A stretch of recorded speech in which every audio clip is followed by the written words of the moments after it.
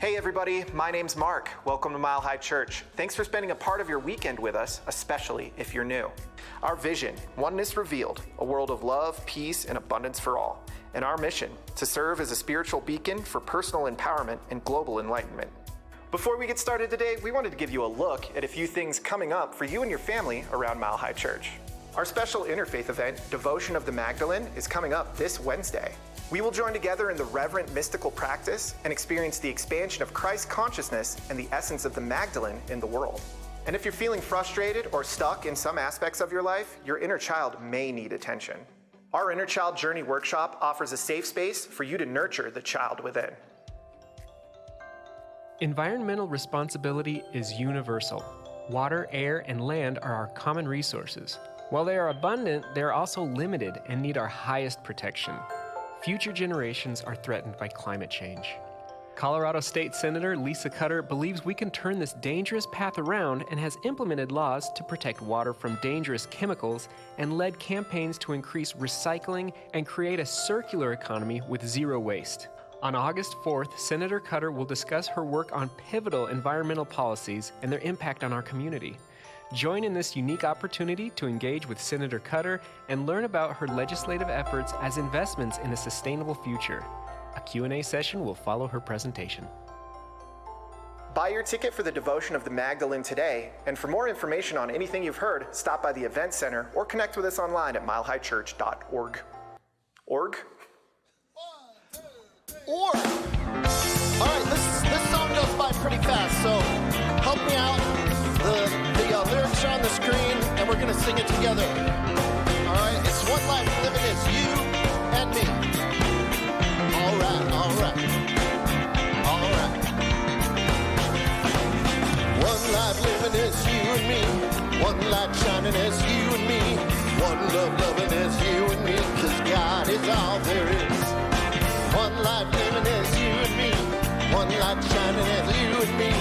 One love loving is you and me, 'cause God is all there is. I'm shining from the inside out, so happy that I just want to shout. One light living is you and me. One light shining is you and me. One love loving is you and me, 'cause God is all there is. One life living is you and me. One light shining as you and me. One love loving as you and me, 'cause God is all there is. I'm shining from the inside out, so happy that I just want to shout. One light living as you and me. One light shining as you and me. One love loving as you and me, 'cause God is all there is. One light living as you and me. One light shining as you and me. One love loving as you and me, 'cause God is all there is. Good job. Thank you, Tom Litch. Thank you, Mile High Band. Good morning, and yeah, let's hear it from him again, sure. Welcome to Mile High Church. So wonderful to have you in the room today. So grateful to those who are watching us online. One of the critiques that our church gets is, you guys are just cafeteria-style religion. You ever hear that? You're just cafeteria-style religion. You just go through, you pick anything you want here or there, and then leave out the rest. And my counter-argument to that would be, all churches are like that. We just admit it. We just admit it because it's really about what you as a church emphasize, and this is the point I want to get to, is that what we emphasize here isn't hellfire and damnation. It's the sacred in each and every living thing. We emphasize the dignity of all humanity and the oneness of all life. We emphasize the creative power in each and every individual to live and co-create a thriving life with their source. We emphasize better relationships, better self-care, better prosperity, and a better way of life for all. And so if those are things you want to emphasize in your life, you're in the right place here at Mile High Church. If you're new to our church, we love to recite our vision and mission each week. It's coming up on the screens. If you want to say it along with me, it goes like this. Our vision, oneness revealed, a world of love, peace, and abundance for all, and our mission to serve as a spiritual beacon for personal empowerment and global enlightenment. So with that, we move into our time of spiritual practice. We have a great service today, which includes a prayer from our own beloved Dr. Patty and an interfaith honoring of Mary Magdalene. So I just invite us to open our hearts today, to make our heart an altar in which Spirit can reveal itself to us, can speak to us, so that we can listen more deeply to a divine voice within ourselves, our true, authentic nature.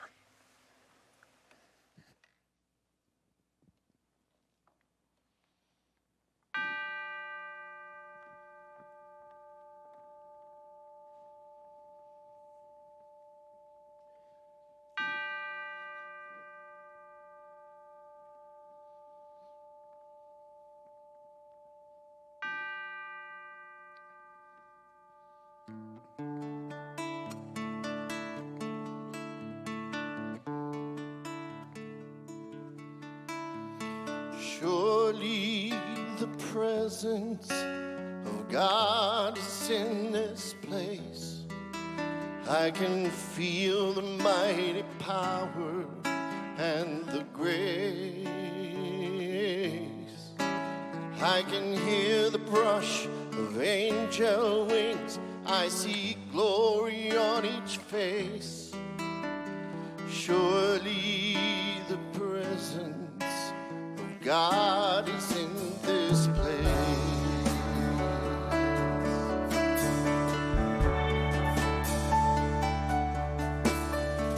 Surely the presence of God is in this place. I can feel the mighty power and the grace. I can hear the brush angel wings, I see glory on each face. Surely the presence of God is in this place.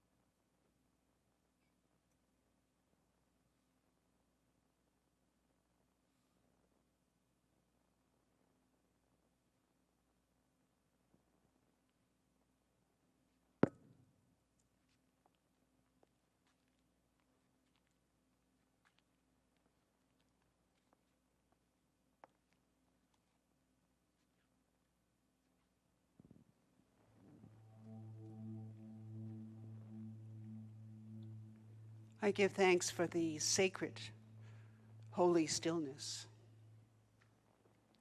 For the stillness is an open door. It's an open door that leads us into the very center of our being, into our heart space, our spiritual heart space. So just acknowledge your breath right now. Take a deep breath. Breathe into that place of heart. For I recognize the very essence of the creative, of the loving essence that we call God. That love, that intelligence that is in and through all of life, all of life. It's in the tiniest of creatures. It's in a blade of grass. The tallest of trees. The depth of the seas. You find it beyond the farthest of stars and beyond. It's at the very center of Grandmother Earth, at the core of crystals where violets grow. And it's within you and me. For I recognize it is the very center and the very heart of Mile High Church. You can feel the sense of the heartbeat of God here. It's your heartbeat, it's mine, it's all of us together. So just recognizing that God is, therefore I am, for each one of us, all of us, for all humanity, this is a living truth. So we raise and we stand in that place of knowing that perfect unification. And so what I declare this morning, I declare balance, health, healing. If there's been a deep-seated wound in our psychic, in our emotional body, that it is healed. And that we raise into that place of light, that place of the mighty sun. And so just giving thanks for this, giving thanks for this time together, thanks for this dome of consciousness, Mile High Church, for the beauty of the music and the messages. I am grateful. So with that sound of song within your hearts, let us move into that place of gratitude and thanksgiving for this moment, moment by moment, attentiveness to the good of God. We give thanks. These words released as spoken into that creative field known as a law, which is a pattern. It's a pattern of belief. Say silently to yourself, I believe. I believe. And it is done, and so it is. Amen.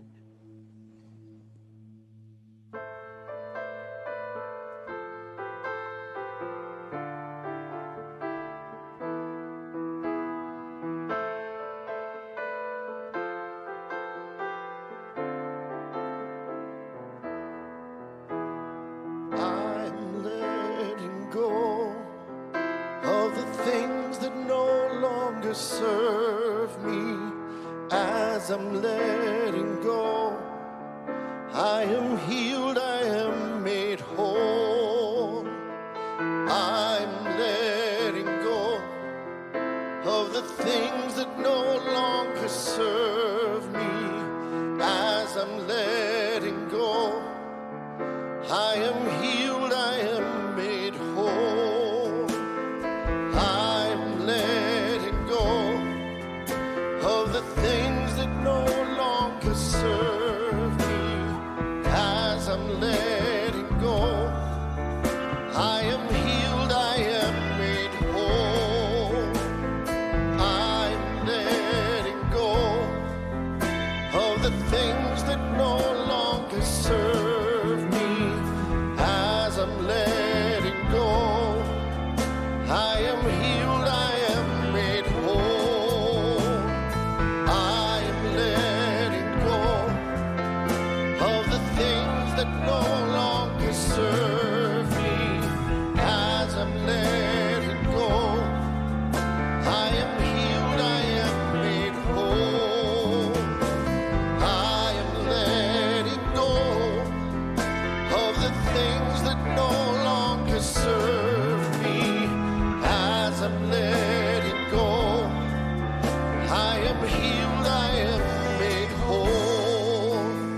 Yes, as I'm letting go, I am healed, I am made whole.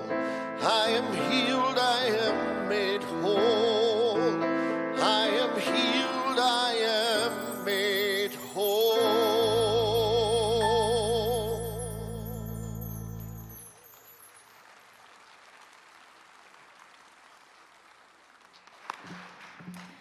For our interfaith honoring this morning, I am joined up here by some of our outreach practitioners. Being an outreach practitioner means that they hold the light and they serve out of state. Throughout time, women have served in roles as keepers of the light and faith, nurturing in times of darkness, and inspiring generations with their unwavering devotion. They are the silent pillars of strength and the gentle flames that guide humanity towards a brighter future. Mary Magdalene's feast day is on July 22nd, and it is significant in that it honors her essential role and profound impact in spreading the teachings of early Christianity. In 2007, in a homily, Pope Benedict acknowledged Mary Magdalene's significant role and refuted the notion of her being a prostitute. In 2016, Pope Francis elevated the liturgical celebration of Mary Magdalene from a memorial to a feast day. This is a rank equivalent to that of the apostles. In the apostolic letter, the Pope referred to her as apostle to the apostles, emphasizing her crucial role as the first witness of the resurrection and as a messenger of the good news. This elevation served as a formal recognition of her importance and aimed to restore her rightful place in the Christian tradition. Our altar this morning is in honor of Mary Magdalene and the teachings of Master Teacher Jesus. This coming Wednesday, we will gather together in community with the intention to enter the cave of our own hearts.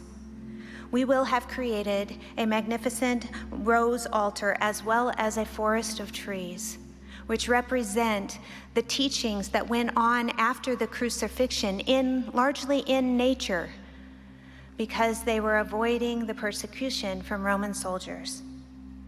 As we gather together, we will honor the values of love, wisdom, devotion, mysticism, compassion. We will witness our challenges as well as our strengths, rebirth, resurrection, tending of the sacred, as well as beholding the light of our own divine natures. We will gather for music, and we will gather with the intention to gather more light and love within our own hearts so that we can carry that out into the world. So today we honor the voices throughout time of the faithful, of those who did the spiritual work. We honor the voices of those who were silenced and who went unacknowledged. And right now, together, we gather our attention into our hearts as we raise the light in honor of spreading the light and continuing to share light in the world. And so it is.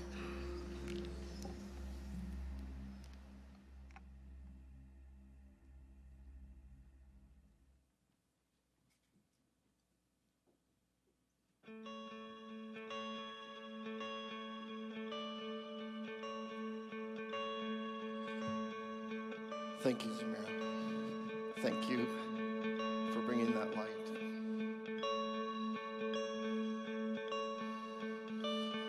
Hope when you take that jump, you don't fear the fall. Hope when the water rises, you build a wall. Hope when the crowd screams out, they're screaming your name. Hope if everybody runs, you choose to stay. Hope when you fall in love, it hurts so bad. The only way you can know, you give it all you had. And I hope that you don't suffer, but feel the pain. Hope when that moment comes, you'll say, I did it all.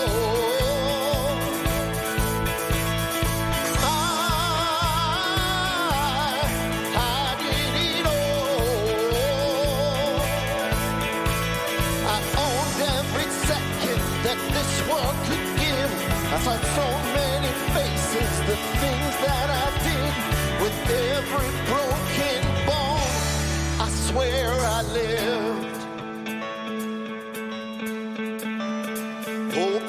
you spend your days, they all fill up.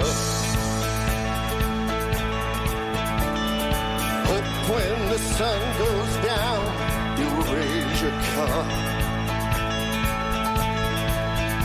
Oh, I wish that I could witness all your joy and all your pain. But until that moment comes, you say, I did it all. Yes, I did it all. I owned every second that this world could give. I saw so many faces, the things that I did. With every broken bone, I swear I live. Oh,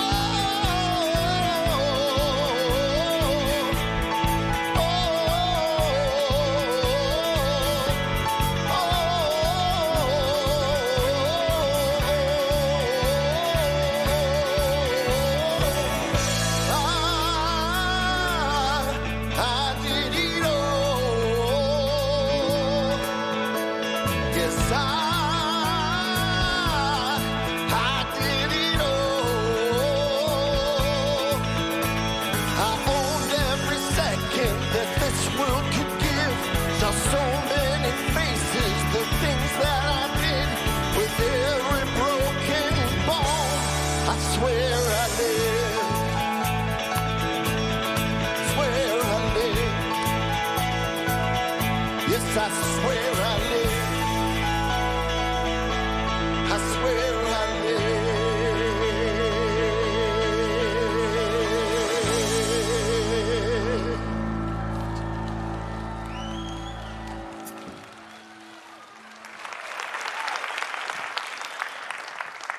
Thank you, Tom Litch, our Mile High Band. Thank you, Randy, Bijou, Mike, Rob. Awesome. Don't you love a Dr. Patty prayer? And I so appreciate Zamira and our interfaith ministry. You know, you could hear in that Mary Magdalene represents the divine feminine. And isn't it good to see her have a return in a very powerful way? And I know that this event Wednesday will, they prepare so much to it. It'll be a spiritual experience for all who show up. So show up. It's great to be here with you this morning. The topic today, what the masters taught. And we've been exploring a little summer school for the soul. Last week, I was able to introduce a little spiritual arithmetic. And today, if okay with you, and it better be, I'm going to introduce some spiritual history. If you're up for a little spiritual history. If it's not working out for you and you get bored, just go to sleep. And it will tell me I need to go on a different track. Our greater denomination is called New Thought. And I like to teach that there are 3 pillars to New Thought. The first is the one we've already been talking about, this interfaith pillar. This pillar of the golden thread, that in our teaching, we don't see religions as opposed to one another, but a mix of wonderful perspectives that we need to see the world and our lives with wholeness. The great Houston Smith said, "If we take the world's enduring religions at their best, we discover the distilled wisdom of the human race." Don't leave any of it out of your life. Welcome it all in. Challenging to do? Yes, but noble and helpful. The second pillar of New Thought I call the philosophical pillar. And the individual who's most important to that is Ralph Waldo Emerson, America's first great intellectual, lived in the 19th century, was a Unitarian minister, got married, and his wife passed away at a very young age. And it caused him to go deep within himself. And in his grief and in his focus, he developed a philosophy of individualism and self-reliance. He developed a greater optimism and idealism for humankind, and he developed a deep connection of experiencing God through nature. His first great essay was entitled Nature, and it swept the country. So many people would have the Bible and Emerson's essays at their bedside during that time. In the essay Nature, he talked about something he called the transparent eyeball. And people had fun with this. There was a famous early comic strip of this transcendent eyeball that was published in newspapers. Do you want to hear the passage where he talks about it? Okay, good. Emerson shared, crossing a bare common in snow puddles at twilight, under a clouded sky, without having in my thoughts any occurrence of special good fortune, I have enjoyed a perfect exhilaration. I am glad to the brink of fear. There I feel that nothing can befall me in life, no disgrace, no calamity which nature cannot repair. Standing on the bare ground, my head bathed by the blithe air and uplifted into infinite space, all mean egotism vanishes. I become a transparent eyeball. I am nothing. I see all. The currents of the universal being circulate through me. I am part or particle of God. And I always said I don't have any tattoos, but if I did, I'm going with the transparent eyeball too. The third pillar of New Thought is the healing pillar. And there's something else that's happening in 19th century America that's really profound and powerful. And the first is this rediscovery and this interest in this thing called the human mind. What is it and what does it do? And so practitioners are practicing mesmerism and hypnotism. And this guy, Sigmund Freud, is coming up with this term, the unconscious. It's this idea, can we make suggestions to ourselves to make our lives better? At the same time, there are mystical and profound and independent types of Christianity popping up. And so there's this new focus on prayer and knowing the spiritual truth. And so these two things kind of come together, and the theory begins to be articulated by knowing the spiritual truth. Can I have an effect on my mind? Can I have a healing or well-being effect on my body? Can I have a positive impact on my life and my relationships? And all of this gets articulated as a profound spiritual tool that we call affirmative prayer. If you find a depth of truth within yourself and know it with full faith and without doubt, you can apply it to your body, your mind, your relationships, and your living for greater healing, success, and well-being. That's our tool, affirmative prayer. If you see a minister here for counseling, if you visit with one of our prayer practitioners, that's the tool, affirmative prayer. Some people ask, what's the difference between New Thought and New Age? And it's this. It's this idea that in New Thought we practice affirmative prayer, and in New Age there's a plethora of things to explore. Crystals, tarot cards, mediums, or psychics, all sorts of things. And in our philosophy, we're open at the top, so we're interested in all those things. But I would just share with you, if you ever think there's a power that's in something else that's not in you, or if someone tries to tell you they have a power that you don't have, get out of there. Just get out of there. That's how people misuse faith and become cults, by controlling. So we are discerning, but we love the frontier of spirituality. And if there was a founder of the New Age movement, it was a woman named Madame Blavatsky. Doesn't that sound cool? Madame Blavatsky, Helena Blavatsky. She was an immigrant from Russia. She was short, stout. She loved to roll her own cigarettes, and she had these big, bulging blue eyes. So my kind of woman. And she was first and foremost a medium, and during the Civil War and after, that's where this thing called spiritualism really started to develop. So many people had lost loved ones in the war, and so mediums and psychics would create a plethora of all sorts of stuff to communicate with the dead.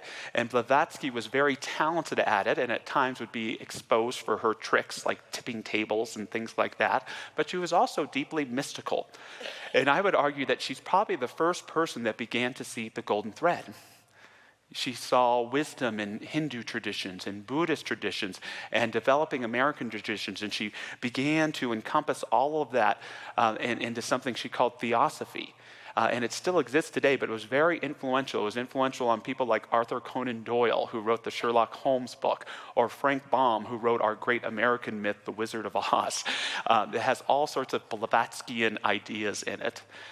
After Blavatsky died, a woman named Annie Besant took over, and they created this spin-off called the Order of the Star. It actually became the most important part of their faith. And they were wanting to bring a new religion to America, and they said, no, we need a Messiah. And so they kind of adopted these two young boys from India, and one of them was named Jiddu Krishnamurti. And Krishnamurti was raised to be this Messiah. And when he came of age, and it was his time to give the first speech to the Order of the Star, do you know what he did? He disbanded the religion. He ended it right there, and he shared a famous speech in spirituality that's called "The Truth is a Pathless Land" speech. He shares, "I maintain that truth is a pathless land, and you cannot approach it by any path whatsoever, by any religion, by any sect. That is my point of view, and I adhere to that absolutely and unconditionally. Truth, being limitless, unconditioned, unapproachable by any path whatsoever, cannot be organized, nor should any organization be formed to lead or coerce people along a particular path. This is no magnificent deed because I do not want followers, and I mean this. The moment you follow someone, you cease to follow truth. I am concerning myself with only one essential thing, to set man free. I desire to free him from all cages, from all fears, and not to found religions, new sects, nor to establish new theories and new philosophies." And you can guess what all the people did. They followed him anyways. And Krishnamurti went on to be one of the great spiritual masters and teachers of the last century. A couple things that statement says to me that speaks and leads us into the heart of our message today.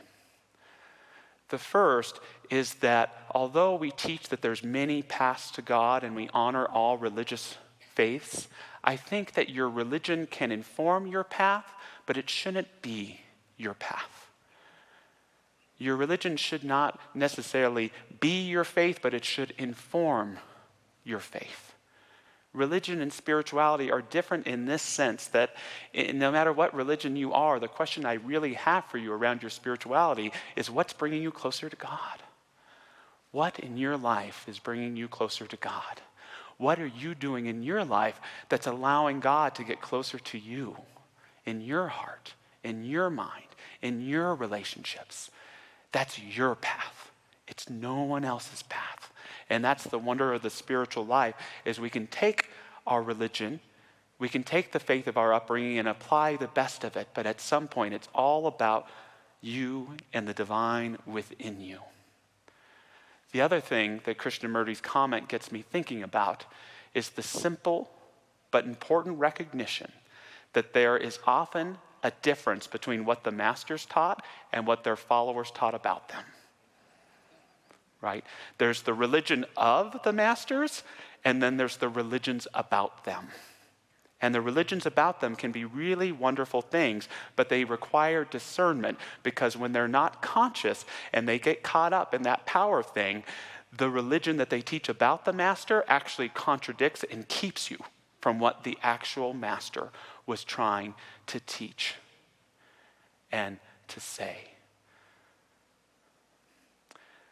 It's so interesting when we look at the history of spirituality. At some point, humanity worshipped gods, the gods of myth that we know, worshipped nature, and at some point in history, we began to find individual human spiritual teachers that embodied divine qualities with messages for all of humanity. I'll show you another interesting slide here that will come up on the screen, and it tells you of the teaching phases of not only these great teachers that inspired our great religions, but great teachers who inspired the movements of philosophy. This is the birth, in so many ways, of the modern church and the modern university. And yes, this spans about 1,000 years, but look at that, from Lao Tzu to Jesus, it's about 500 years. How interesting is that the teachers of our great faiths, for the most part, came to exist in a very short span in the time of human history?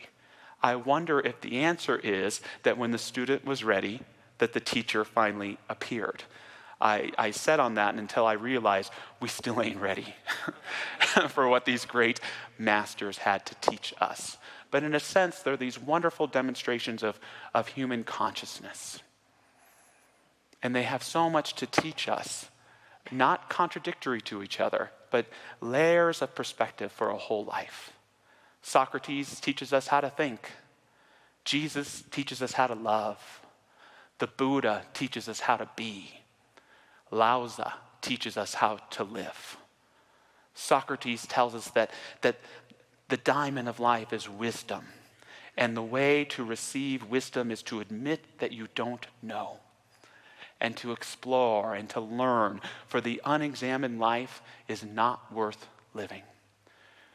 Jesus tells us that the diamond of life is the kingdom of heaven. It's closeness with God. And we experience it through loving God with all of our heart and by loving one another as if one another are ourselves. Because guess what? They are. The Buddha teaches us that if you're living a full life, there's gonna be sorrow. Attachment leads to suffering, and all things change and are impermanent. And the right response to that isn't control, it isn't fear, it isn't superficial joy, it's compassion. Compassion.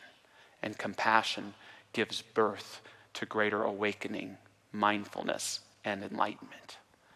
Lao Tzu teaches us to stop listening to people, don't shut me up, and to start listening to nature. Listen to nature. Learn to think like nature. Like my friend Harold Pratt says, think like a river. And if you can follow nature's course in everything that you do, you'll learn to live in trust. You'll learn to live in flow. And you'll learn to be your authentic self.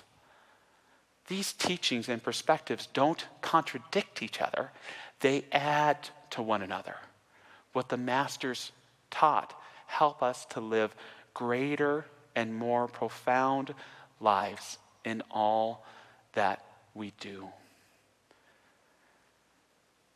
Rabia al-Basri, a great female Sufi mystic of the 8th century, shares, "In my soul there is a temple, a shrine, a mosque, a church where I kneel. Prayer should bring us to an altar where no walls or names exist. Is there not a region of love where the sovereignty is illumined nothing? Where ecstasy gets poured into itself and becomes lost? Where the wing is fully alive but has no mind or body? In my soul there is a temple, a shrine, a mosque, a church that dissolve in God." The masters never point to themselves. One thing they all have in common is none of them point to themselves and say, "Worship me, I'm the one." Jesus says, "I am the way, I am the truth, I am the life." But in my opinion, he's speaking from a place of at-one-ment with the Father. None of the masters point at themselves. Their followers do and build religions around them, and that's fine. But ultimately, the masters point right back to you and say there is a divinity and there's a good that you can nurture and realize. And they're not here to be exceptions, but examples for us to live greater and more profound lives. Most of these masters did not mean to start churches because they knew the exclusive aspect that can come with those. They wanted their teachings to be for everyone, universal for everyone. There's two very similar stories about the Buddha and Jesus that involve these masters encountering women at wells. The Buddha one day encounters a woman at a well and asks her for a drink of water. And the woman replies, "You cannot ask me for a drink of water because I am an untouchable. I am of the lower caste, and I am not allowed to serve you drink." And the Buddha replies to her, "I didn't ask you what caste you are. I asked you for a drink of water." What an important message for the people of India and beyond to hear at that time, that the truth, the living water, is for everyone. Jesus encounters a woman at a well and also asks her for a drink. And she shares, "Master, you are a Judean, and I am a Samaritan." And a Samaritan for the Jews of the time wore like a lower caste. "I am not fit to serve you water." And Jesus not only asks for water, but he shares with her that he wants to share the living waters of spiritual life. What an important message, that the teaching isn't for some, it's not for an elite, it's for everyone. And the better spiritual life is defined by each of us who can embody that teaching and make it manifest in all of our days. All of the great spiritual masters speak of a higher intelligence. God, Father, Buddha, nature, Tao, Spirit, infinite mind. All the great masters speak to us that the purpose of the individual is freedom, liberation, the ability to live one's magnificent life. All of the great spiritual masters tell us of the spiritual importance of being of service. The power of serving a cause greater than yourself, especially in community. It's only when we let go of our selfishness in the acts of being of service that we discover and experience who we really are. Relationships reveal to us who we really are, and when we practice humility in our service, we experience and let that divinity get closer to who we are.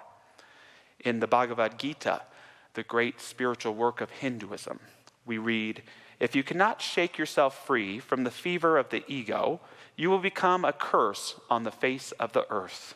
But if you can turn your back upon your own pleasure, profit, and prestige, and devote yourself to enriching your family, community, and world, you will become a great blessing to all."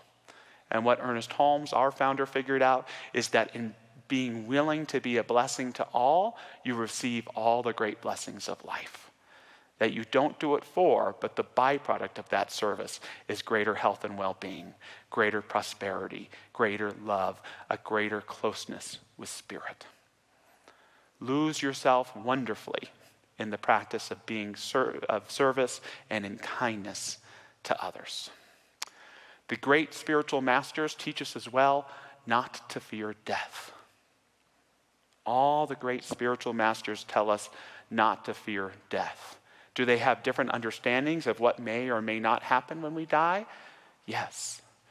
Jesus says that in my Father's house there are many mansions. Or in a recent translation, I really love this, in my Father's house there are many places to rest.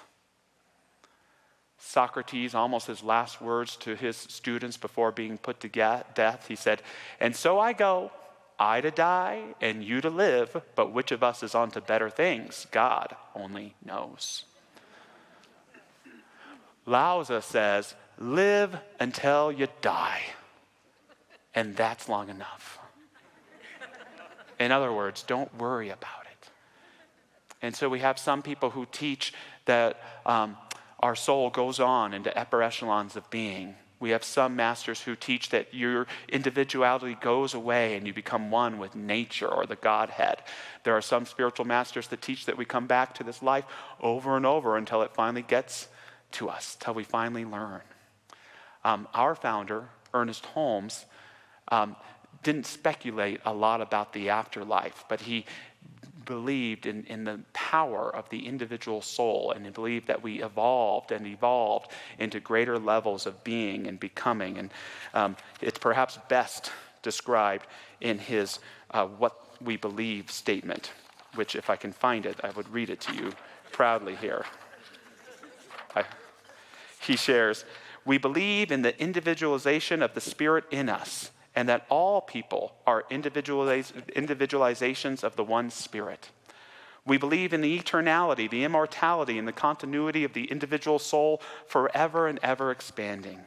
We believe the ultimate goal of life to be a complete freedom from all discord of every nature, and that this goal is sure to be attained by all." Words from a great spiritual master. I know there's something contradictory in me giving a talk about what the masters taught and to beware those who are telling you what they taught. Nonetheless, I've tried to distill some of that collective wisdom to come up with what for me would be a daily recipe for living a great life according to what the masters taught. And the first thing is to commune with a greater intelligence. Daily commune with a greater intelligence. So much of the spiritual life is the simple but hard recognition that there is an intelligence smarter than we are, and that it can have an impact on our consciousness and on our life. You get to choose what this looks like for you. Does it look like prayer and meditation every day? Does it look like hanging out in nature until you catch and feel yourself a part of that transparent eyeball? Does it mean surrounding yourself with art that expands your consciousness, be it through music or reading or writing? Whatever it is for you, every day, commune with a higher intelligence and see if you can allow it to commune with you as well. Second, back to that idea of being of service. I would put it in a different way too. Be in community. Be in community and be of service to others. This is perhaps the biggest challenge in our society today. And we hear about it all the time. We read, have you read in the back of the papers, the pandemic of loneliness. Too many people, sometimes people we love, they've unintentionally cultivated a consciousness of apathy and of isolation, disconnecting themselves from the world and therefore disconnecting themselves from their true self. And we see how it shows up in our politic, in our ramblings on social media, in our them-their type of consciousness. And so we want to end that apathy. We want to end that isolation by being in community even with people that annoy you. I don't know how many of those people are here at Mile High Church, but I think that's an essential part of what Mile High Church is. We're a place to be with other people. People that are different than we are, people that are like-hearted but not like-minded, and we get to speak our truth and grow and become better because of it.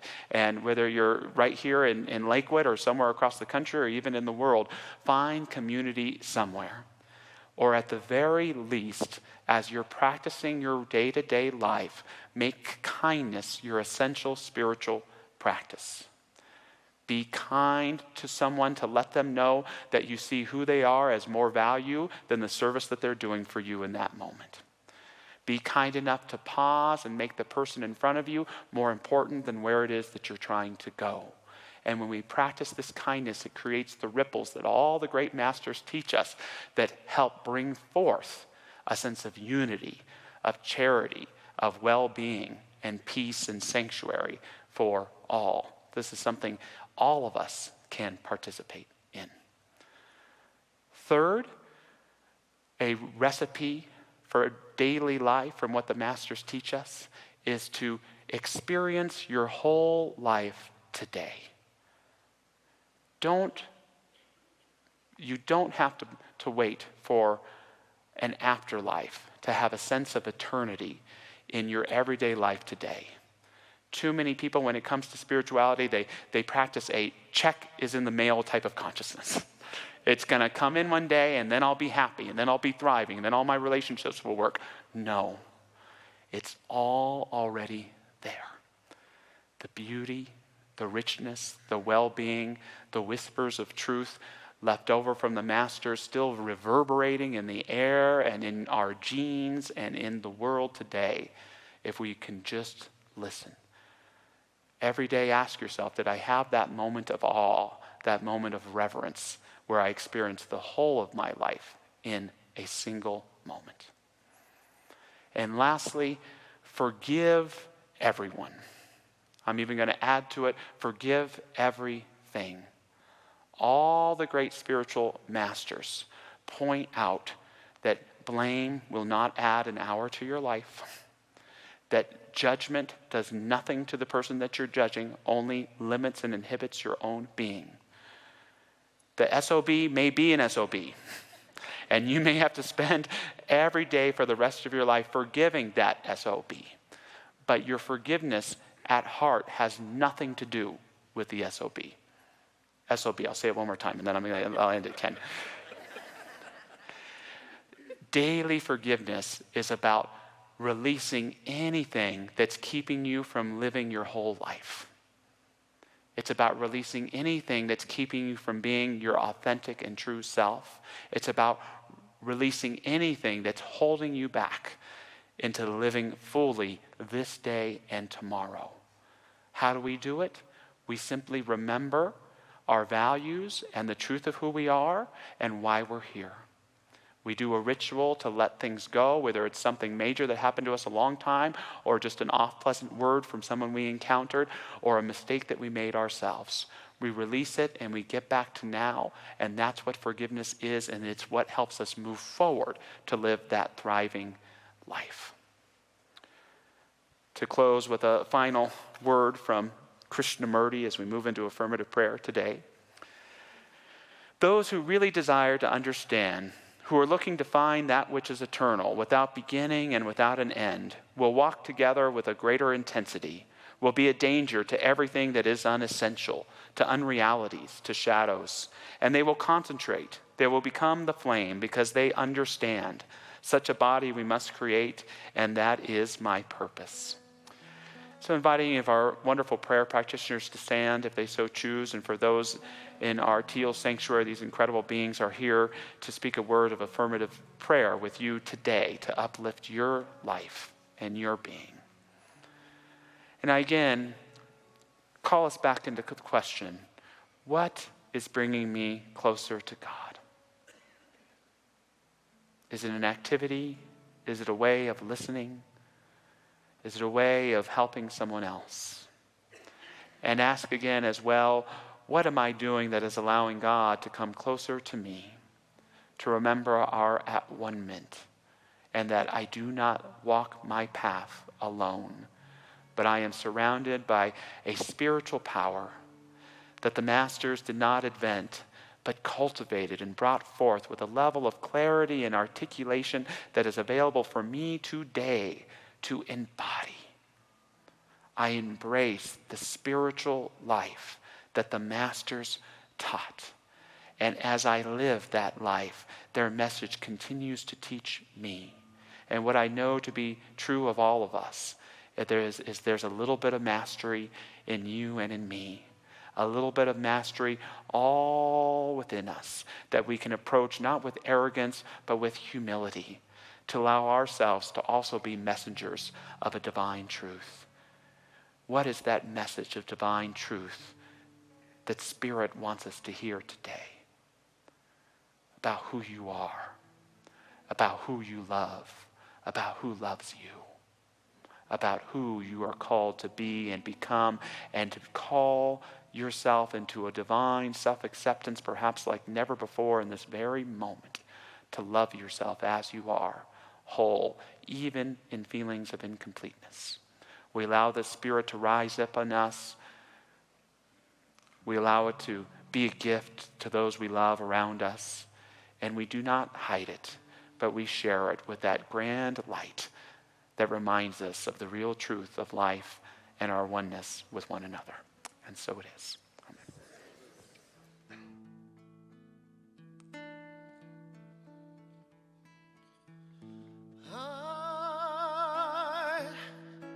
I did it all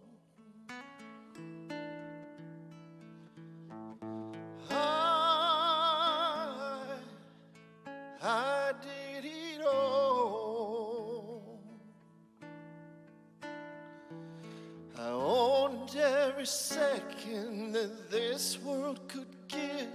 I saw so many faces, the things that I did. With every broken bone, I swear I lived. I swear I lived. I swear I lived.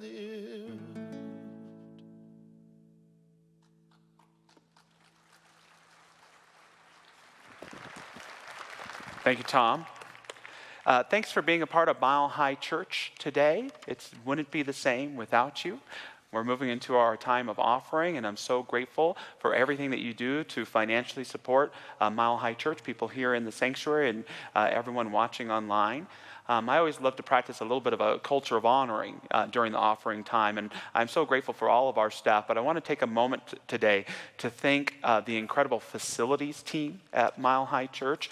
They do such an incredible job, led by Todd Graves. And when you come on this campus, not only do you see a beautiful campus, but you see a uplifted energy. So these guys take care of the campus like it's a spiritual practice, and they prepare it for us in really incredible ways. So I'm so grateful to Todd Graves there on the far right. On the far left is Robert Molesworth, who's been working for us, both of them have been working for us over a decade, and so appreciate all the love they put into this campus. So grateful to next to Robert there is Kevin. In the middle there is Michael, and then I think that kid's name is Gavin right there next to Todd, and we're really grateful to M. So let's hear it for all of them.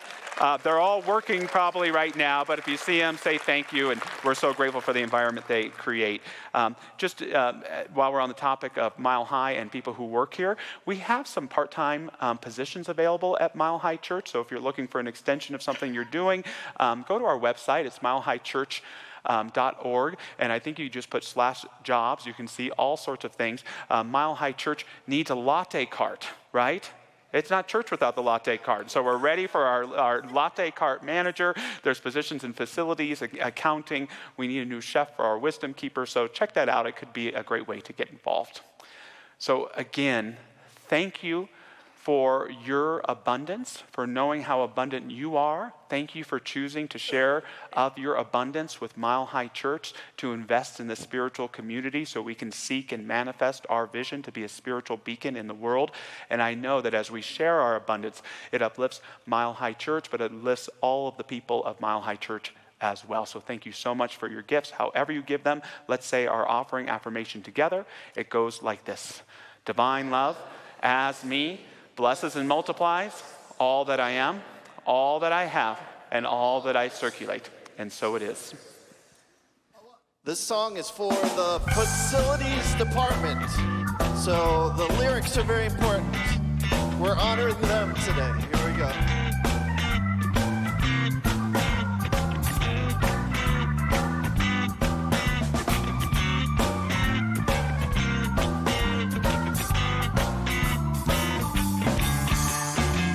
Running around fixing this and that, and giving it up to Todd and then taking it back.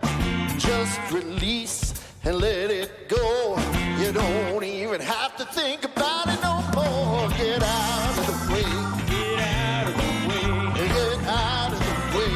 Get out of the way. Just get out of the way and let God do his thing. You look like the weight of the world's on your back. Just take a deep breath and cut yourself some slack. All that drama ain't good for you. You couldn't change what is if you wanted to. Get out of the way. Get out of the way. Oh, get out of the way. Get out of the way. Just get out of the way and let God do his thing. My high man.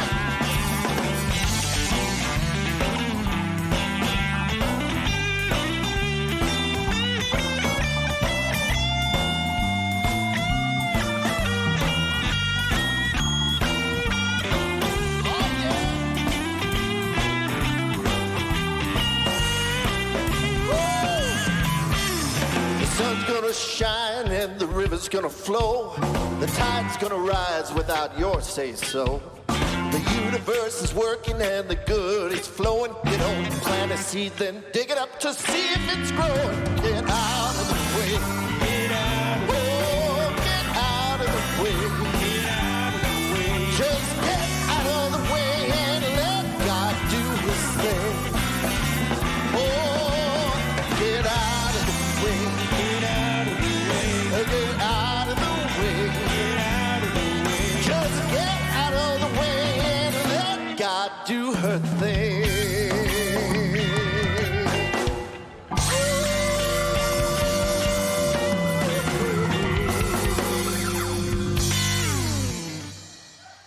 Thank you so much, Tom Litch. Thank you to the Mile High Band, and thank you for bringing all those good vibes in here today.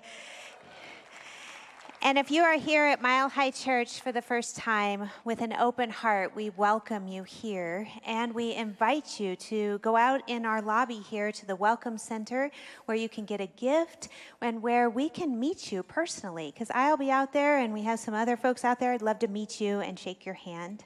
Thanks for being here. Thank you, Zamir. Anything to add about the event coming up on Wednesday? Just Laura Berman will be providing the music along with Tom Litch. And it'll just be a real sacred evening to join together. So I hope you can make it. Get your tickets online and hope to see you all there. It'll be a powerful spiritual experience. And I know that for sure. you can walk the labyrinth ahead of time too, if you want. Great, thank you. Thanks to our labyrinth team as well. Our What I Wish My Parents Knew series continues today in the vote, and I get to be in charge of it today. And the focus is on boundaries. And so the boundaries are targeted at families. But if you're someone who's looking for a greater sense of intimacy and connection with yourself and with people that you love, for me, the foundation of those are good, clear boundaries. And so I think it's going to be a really helpful workshop to become aware of our own boundaries. And if you're there with a loved one, to become aware of your loved one's boundaries and how you can best support one another in living a great life. So I'm looking forward to that. Next Saturday is a sacred Saturday, and it's very special. I know many of you know we sponsor our Science of Mind study groups in the Ukraine, and Reverend Chris and team have created an inventive ways to have them join us online, and we're going to be engaging in spiritual practice together, walking the labyrinth and more. So it's going to be a really special event. Thanks to Reverend Chris, the teen. Irene Medelik, I know, is here from Canada today to help with that next week too. We're so grateful. With that, thanks for being here. We're going to sing I Release in a minute, but first we're going to stand and recite a benediction. If you want to repeat after me, it goes like this. Something wonderful is happening to me right now. It is this thing called life. Life is in my mind, body, and all that I do. I give thanks for it, and I accept it. Just the way that it is, and just the way that it is not. Thank you, life.